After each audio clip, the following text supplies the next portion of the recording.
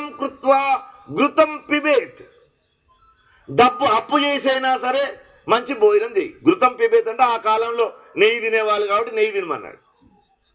ఇప్పుడు ఏం చేస్తున్నాం? ఇప్పుడు అంత అప్పులు చేసి సుఖంగా ఉండాలనుకుంటున్నాం. వాడు ఊరందరినీ మోసం చేస్తాడు, అయినా సమాజంలో పెద్ద మనిషివాడు. ఇదేం దేశమో, ఇదేం కథనో అర్థం కాదు. వాడి గురించి ఇట్లా పక్కకు జరగానే రెండో మనిషి అదే గాసిప్ చెప్తాడు. వీడు మందిని ముంచి అంటాడు. విచిత్రమైన దేశం ఇది. అందరిని ముంచి కూడా వాడు పెద్ద మనిషి చెలామని అవుతుంటాడు. అంటే ఏం చేస్తున్నావు నువ్వు? రుణం కృత్వా ఘృతం పిబేత్. రుణం చేసైనా సరే మంచి భోజనం చేయి. భస్మీభూతస్య దేహస్య, ఈ శరీరం భస్మమైపోతుంది. ఇంకా అన్నాడు పునరాగమన కుతః, పోయిన రోజు వెనక్కి రాదు. మరి మనం అదే ఆలోచనలు ఉన్నామా? ఇప్పుడు ఏమంటారు అందరు మాట్లాడుతారు, తినరా ఏమవుతుంది రా, ఈ తాగే బ్యాచ్ తేనే. ఇప్పుడు వినండి మీరు, ఒక్కడు పాపం అమాయకుడు, వాడికి ఏదో ఆరోగ్యం బాగాలేకనో ఆ రోజు ట్యాబ్లెట్ వేసుకోకనో వాడు దాకుండా ఈ పక్కన నలుగురు బల మంచి బోధ చేస్తారు వాడికి. ఏ 1000 ఏళ్ళు బతుకుతాంరా అంటాడు వాడు. ఆ ఒక్క మాటకు చచ్చిపోతాడు వాడు. పాపం అప్పటి వరకు చాలా పొద్దున్న నుంచి ఆ షుగర్ ట్యాబ్లెట్ కోసం, బీపీ ట్యాబ్లెట్ కోసం కంట్రోల్లో ఉంటాడు వాడు. వీడు ఎంత మంచి వేదాంతం చెప్తాడంటే మామూలుగా చెప్పడానికి.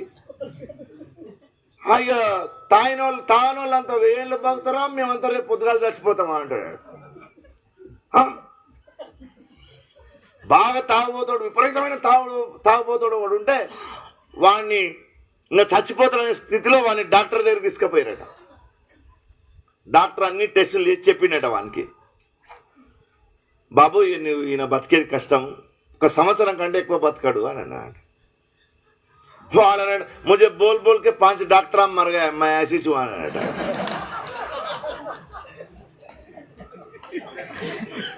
నాకు చెప్పి డాక్టర్లు 5 మంది చచ్చిపోయారు అన్నాడట వాడు. ఇంకా వీనికి ఏం చెప్పాలి డాక్టర్?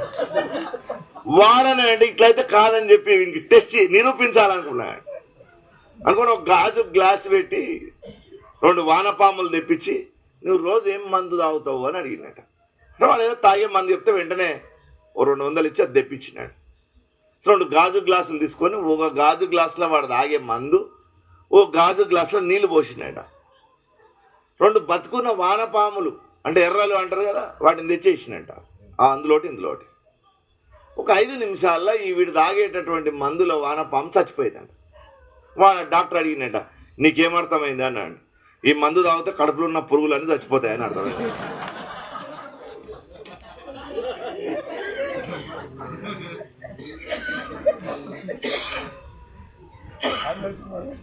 ఇది మనం అర్థం చేసుకోకుండా మన జీవితాన్ని గడిపితే మన జీవితంలో దుఃఖమే. అందుకే చూడండి, ప్రతిరోజు ఒక టార్గెట్ కావాలి మనకు.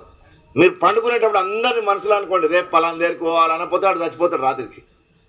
వాడికి ఏదైనా పని ఉండాలి రేపు పొద్దుగాల.